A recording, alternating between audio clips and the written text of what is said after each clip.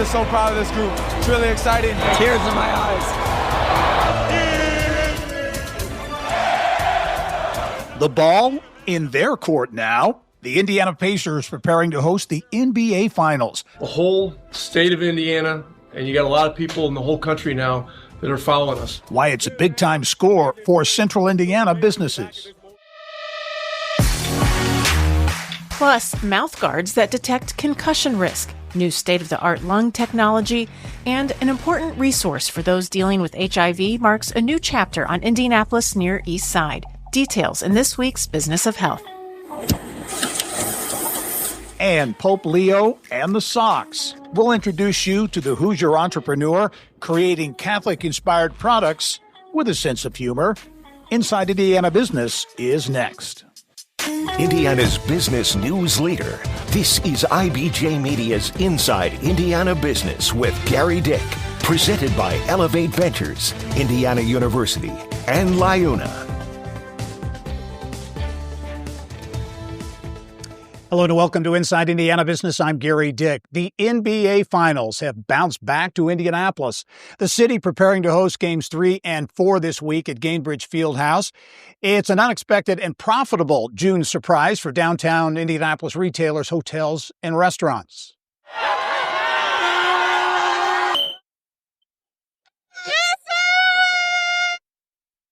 Well, if that's what happened after the Pacers won the Eastern Conference Finals over the Knicks, imagine what could happen in the week ahead. Central Indiana businesses, city leaders looking to cash in on the Pacers' successful and exciting run, and other big-time events in the pipeline. It is electric. I mean, you think about the NBA Finals happening, the WNBA kicking off, planning for the WNBA All-Star Game, and then announcing the 2028 swimming trials coming back is unbelievable. I mean, this is why Indianapolis is the hub of sports here in the United States. And we'll have more on the big news of the U.S. Olympic swim trials coming back to Indiana in just a few minutes. But first, we begin with the Indiana Pacers and what their trip to the NBA Finals means for the community and businesses as well. Pacers Sports and Entertainment CEO Mel Raines joins us now. And Mel, I remember, the NBA All-Star Game was a $400 million impact. I know you wouldn't have numbers for this, but the economic impact is going to be big. Yeah, it's going to be huge. And while there's not as much time to plan to be in the finals as there is for All-Star, I certainly think when I turn on the news right now, the word Indiana Pacers, Indianapolis is being said, hundreds, thousands of times a day. Yeah, big impact. And as we were talking off camera, you talked about Indianapolis being basketball heaven between the Pacers and this run, the Indiana Fever. You got the WNBA All-Star Game coming up as well. So in terms of economic impact, a lot, not to mention the excitement. Yeah, it's just, for our staff and our team, this is what we live for. There's no better time to be a basketball fan in Indiana than right now.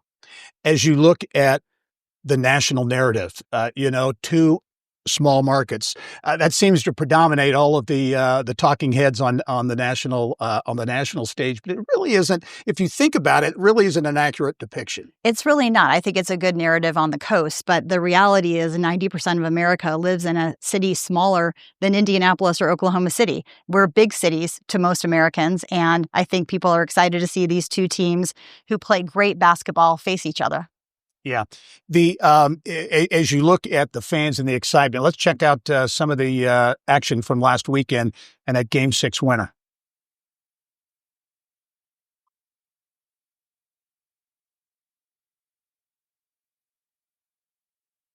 That kind of excitement, Mel, seen in downtown Indy, but really around the state in a lot of ways. And as you look at the investment that the Pacers, the Simon family, and others made in and around Gainbridge Fieldhouse, now that's really coming to the fore. So it kind of validates in many ways that big investment. It does. It's so exciting for Herb Simon and the Simon family, who've been invested in downtown Indianapolis for a long time, continue to invest in downtown Indianapolis. And as Rick Carlisle said on the court after the game, in 49 other states, it's just basketball, but this is Indiana. It's different. And, Herb's going to keep investing in Indianapolis. Yeah, speaking of Herb Simon, the Simon family, Herb was on Nate Feldman's podcast here just a few weeks ago talking about the Pacers and the excitement around the team. We realized that if Indianapolis lost their only major sports team, especially basketball, where, the old saying is, we didn't invent basketball, but we perfected it in Indiana. So I think that struck us as important. Yeah, the investment the Simon family made and continues to make is certainly paying dividends, to be sure. How would you characterize the energy in the organization? Because everybody's having fun, fans watching it. You all are doing the work. But how does that energy really permeate through the organization? You know, it does. I sent a note to the whole staff today to thank them and to encourage them to take a moment to enjoy this. It doesn't happen very often. For a lot of our staff weren't born the last time this happened in the year 2000. And so I'm hoping everybody takes a minute to reflect on how important this is. We're growing a new generation of fans, and we're reinvigorating our fan base. And I hope it happens more often than every 25 years, but we're trying to take advantage of it like it's a once-in-a-lifetime opportunity. And that's what a lot of people don't think about, the impact this has next year, the next couple of years on the franchise going forward. Yeah, I mean, it's how we grow fans. There are a lot of fans that remember the Reggie days, certainly, and the teams in the late 90s and 2000s. And now we've got a team that people will always remember that shot in Cleveland. They will always remember that shot in New York. They'll talk about it for the rest of their lives. Yeah, looking at some of the video from 2000, many people remember that, the last time the Pacers were in the finals. Mel, you are relatively recently elevated as CEO, but have been with the organization for a while, been in Indianapolis for a long time. What does this mean to you personally? Oh my gosh, it's one of the most exciting things I've ever been a part of in my life. And I'm just so proud of the team. You know, the guys are great guys, and the Simons deserve this. And after being invested for so long, and I just feel incredibly lucky to be a part of it. Mel Raines, the CEO of Pacers Sports and Entertainment. Mel, thanks for joining us. Good luck in the week ahead. We'll all be watching. Thanks, Gary. Go Pacers. All right. Well, the Pacers in the NBA Finals giving an unexpected boost to the $4 billion sports tourism business in Indiana. Big impact on the Indiana economy. Another pleasant surprise. She is looking to make her fourth Olympic team. Those 7 gold medals that she had. Indianapolis landing the 2028 U.S. Olympic swim trials, the second Olympic cycle. The best swimmers in America will compete at Lucas Oil Stadium. We remember those pools inside Lucas Oil last year for a spot on the 2028 team. Keep in mind the 28 Olympics will be in Los Angeles, so the focus here will really be even more intense. Indy hosted the event, of course, in June of 2024. It generated some $132 million in economic impact. Well, coming up next, some of the most talented entrepreneurs and investors from around the globe meet in Indianapolis to share brainpower and strategy. How Indiana's life sciences footprint in Fishers was in the spotlight and could become a key player in the big picture.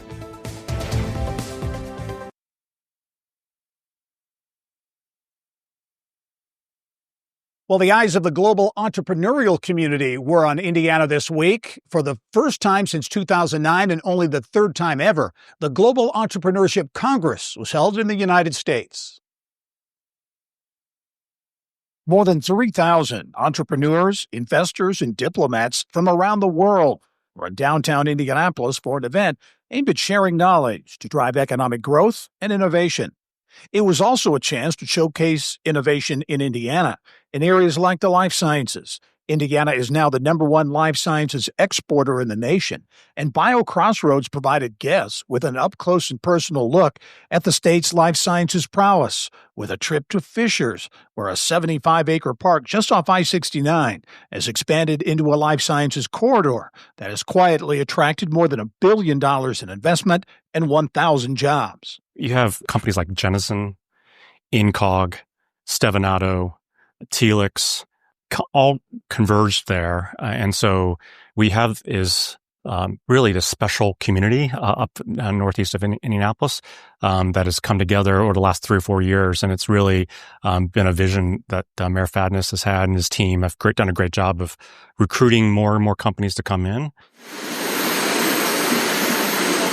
Wong says the life sciences success in Fishers should not come as a surprise. We've got great pipelines of talent coming in from Purdue and Notre Dame and IU and Ivy Tech Community College as well. So you got both professional and hourly workforce pipelines that are really strong, that employers really care about. And then third of all is quality of life. I mean, you can't really beat the quality of life that Central Indiana offers, and Fishers is perennially included as a top 10 place to raise a family. Students from IU also showcasing their innovations at that conference. Business of Health reporter Kylie Valletta will have a story on that in just a few minutes. Here's what's making news around Indiana. Brought to you by the Indiana Association of Realtors. Indiana's 21,000 realtors. The neighbors you know, the experts you can count on. Well, the Monroe County Convention Center in Bloomington currently hosts about 400 meetings per year. And after years of planning, tourism and city leaders have broken ground on a major expansion. The $71 million addition will connect to the current Monroe County Convention Center via Skybridge, and the entire property will be renamed the Bloomington Convention Center. That expansion will allow the city to pursue larger conventions and meetings. And we are expanding to about 60,000 square feet of meeting space, including a big exhibition hall and more space. So it's going to allow us to go from serving groups of 200 to 250 with the experience they want to have to groups of 500 or 600. Visit Bloomington expects the convention center to create an economic impact of more than $20 million per year. A Terre Haute-based energy company is turning off the lights on a proposed data center project, at least for now, after the developer in that project pulled out of the deal. Hallador Energy wanted to build a data center in Sullivan County near the Miram generating station it acquired 3 years ago. According to an SEC filing, Hallador is now entertaining talks from other developers. Well, the hits keep coming for downtown Richmond. This week, ground broken for the long-awaited 6 Main project. It's on the site of the former Elder Bierman department store in downtown Richmond. Indianapolis-based Flaherty and Collins Properties developing the $38 million project, which will include 150 luxury apartments and retail space. Meantime, Earlham College there has just unveiled a separate $30 million redevelopment effort. The project will focus on the restoration and adaptive reuse of 5 historic downtown buildings and feature 100 market-rate apartments and more retail space. This project is concentrated in a 3-block area in downtown Richmond. And so these are the 5 largest historic structures downtown. So the significant impact will remove what's currently predominantly vacant, blighted, abandoned buildings. One of them, the upper stories, is actually boarded up. And so this revitalization in this concentrated area will really help boost downtown Richmond. The redevelopment effort is part of Earlham College's Revitalize Richmond initiative, a more than $100 million effort, which is being fueled by a $25 million Lilly Endowment grant. And check this. Terre Haute celebrating its past and also growing momentum with a new logo and brand that emphasizes the city as the Crossroads. It features a nod to city icons like the Vigo County Courthouse and basketball. Mayor Brandon Sackbun tells us they want to capitalize on an increase in workforce and economic development activity. The logo designed to give the city a more unified image and boost for marketing and communications efforts. And the end of an era for Hoosiers who lined up to grab fried chicken, green beans, and mac and cheese at the iconic Gray Brothers Cafeteria. The Gray family announcing it is closing its restaurant in Mooresville June 8. The family had planned on staying open until they could find a buyer for the Mooresville location, but that didn't happen. So now the plan is to search for a new location for a new Gray Brothers. Still ahead for you. Teeing it up, Hoosier golf style. We take you to Indiana Golf's new headquarters, how it is swinging big to attract more tournaments, attention, and impact for young Hoosier golfers.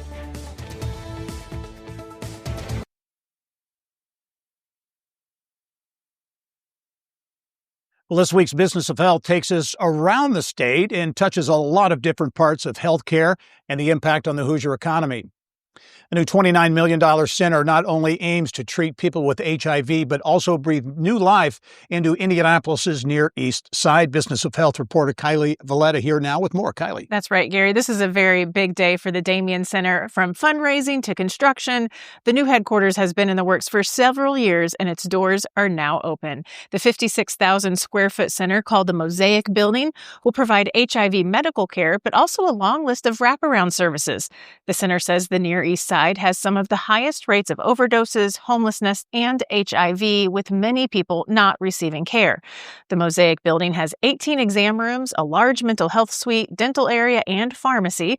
Leaders say the now 3-building campus means the Damien Center will no longer have to turn people away. We've been living in a world for so long where we've had to say, no, we can't serve you, or hey, we can serve you, but it's going to take this long.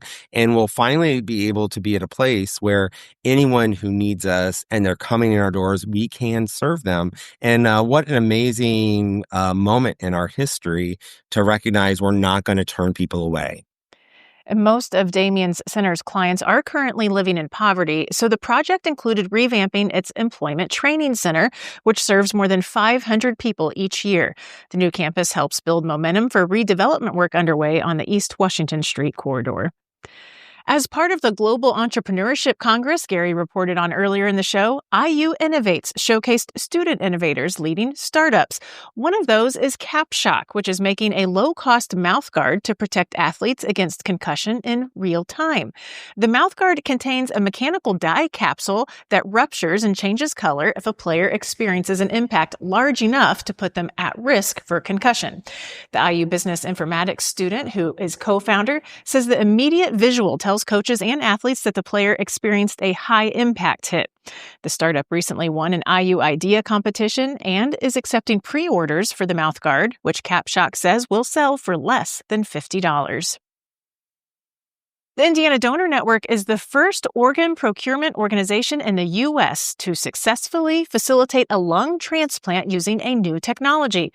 The lungs were recovered from a Hoosier donor who died, and the lungs would have typically been unusable. The Indiana Donor Network used a new technology called BarrowGuard, created by an East Coast company, which is a preservation device that keeps the lungs viable longer. This first effort in the U.S. led to a life-saving transplant for a recipient in Pennsylvania. Back to the Damien Center, I know it was a big announcement for them. It's a health center, but really it's more like a community center. Yeah, they're super focused on the client's well-being. They have a cafeteria that serves hot meals, a food pantry, a computer lab, and this is really cool. They opened a new coffee shop where you can get hospitality training and also hang out. Great project. Thanks, Kylie. Time now for our Eye on Education, brought to you by PNC Bank. Well, Governor Mike Brown is defending his decision to remove 3 IU trustees and replace them with 3 new members. Vivian Winston, Donna Spears, and Jill Maurer-Burnett are out. Former ESPN host Sage Steele, attorneys Jim Bopp and Brian Eagle, Brown's choices as the new trustees. Brown explained why he made the move, saying there was a, quote, overwhelming response from people wanting to be part of IU's Board of Trustees. Brown was given control of selecting members through language slipped into the state budget bill in April. Alumni had previously elected some trustees, but now the governor is in charge of filling all 9 slots. Ivy Tech Community College is cutting more than 200 jobs at locations around the state, citing state budget cuts. The affected roles, mostly staff and faculty positions. President Sue Ellspermann says the state's belt tightening means the school could lose about $54 million over the next 2 years. Indiana Golf teeing up a brand new headquarters building at Fort Bend in Lawrence. The state-of-the-art facility also featuring the Indiana Golf Hall of Fame. While honoring the game's history, the organization is also looking to the next generation. It's focusing on its First Tee initiative. That's a national program that has 19 locations across Indiana.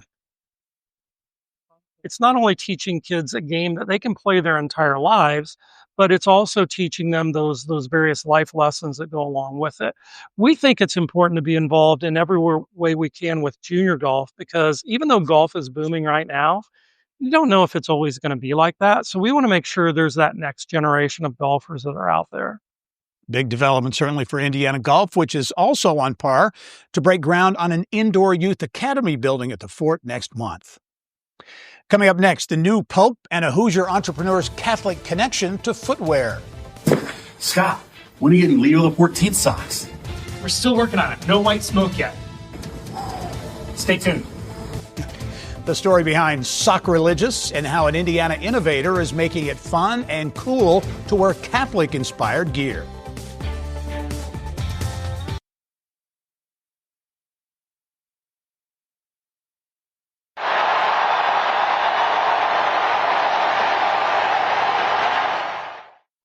He stepped into the spotlight. Pope Leo XIV captured the world's attention. The first U.S.-born pope who grew up just 10 miles from the Indiana border in the Chicago suburb of Dalton, Illinois. He's a White Sox fan, not only his only connection to the Sox, though. More now on a central Indiana entrepreneur dipping his toe into making religious socks with a humorous twist, including everything from Pope Leo to Catholic saints. Need a sock to rep the patron saint of fathers, workers, and immigrants? St. Joseph would be a good choice. Or how about a T-shirt rocking St. Therese of the Little Flower? Or maybe a decorative sticker to give a nod to Francis of Assisi, the patron saint of animals and nature. Indiana-based Socks Religious has just what you're looking for. Started out as just like a fun idea, but turned into something that people loved and enjoyed. Scott Williams spent years wearing fun socks to boost office morale when he got the idea to make socks to honor Catholic saints. At his first event in 2017, I think we brought 600 pairs of socks and we sold out very, very quickly. I remember doing the math. I can't remember exactly what it was now, but we ended up selling a sock a minute, basically. After that, he made the decision to pair his creativity with entrepreneurship and launched the Sock Religious brand. 1,300 socks are made each day at a facility on the Indianapolis South Side. Today, Catholic Concepts has 6 brands under its umbrella, which include screen printing, T-shirts for events, designing stickers, and more. Pope Leo, I heard that you're a Sox fan. Pace sia con tutti voi. When Chicago native Pope Leo XIV was elected last month, the design team got to work. So we have 2 different Pope Leo shirts right now. One says "Da Pope," which is like, from the SNL skit "Da Bears," and then one says "The Ope Pope," which only makes sense if you're in the Midwest and you understand that everybody says "Ope" instead of "sorry." Scott, when are you getting Leo XIV socks? We're still working on it. No white smoke yet. Stay tuned. We're the people that make merchandise for the church. Our very first design that we ever made was a Pope Francis sock. So we needed to make a Pope Leo sock. So those are in production right now. Who knows, you might see someone sporting a pair of those socks at this year's Zoobilation, that event coming up Friday the 13th at the Indianapolis Zoo, which is where we leave you this week with video from Elephant Cam provided to us by our production partners here at Fox 59, CBS 4. Thanks for joining us this week. I'm Gerry Dick. Go out and make it a successful week.